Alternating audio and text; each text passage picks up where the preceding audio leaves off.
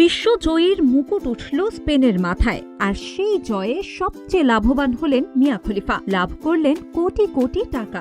Thankfully, I had the right people around me to help me out and hold my hand through it. FIFA বিশ্বকাপের ফাইনালে আর্জেন্টিনাকে হারিয়ে শিরোপা হাতে বাড়ি ফিরল স্পেন। এটি তাদের দ্বিতীয় বিশ্বকাপ জয়। লামিন ইয়ামালরা কেবল বিশ্ব চ্যাম্পিয়ন হলেন সেটা নয়, পেলেন $51 মিলিয়ন।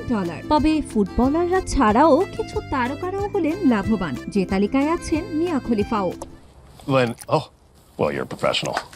নিউ ইয়র্ক পোস্টের প্রতিবেদন অনুযায়ী আর্জেন্টিনাকে স্পেন বিশ্বকাপের ফাইনালে হারাতেই প্রায় 16 কোটি টাকা বা $1.65 মিলিয়ন আয় করলেন মিয়া। রোববার মাঠে থেকে স্পেনকে সমর্থন করেছিলেন মিয়া খলিফা, আর দলটির জয়ের জন্য বেট করেছিলেন $1 মিলিয়ন। শেষ পর্যন্ত মেসিদের হারিয়ে স্পেন ট্রফি তুলতেই মিয়া পান $1.65 মিলিয়ন বা প্রায় 16 কোটি টাকা। শিলা ইসলাম, গ্রিন টিভি ডিজিটাল।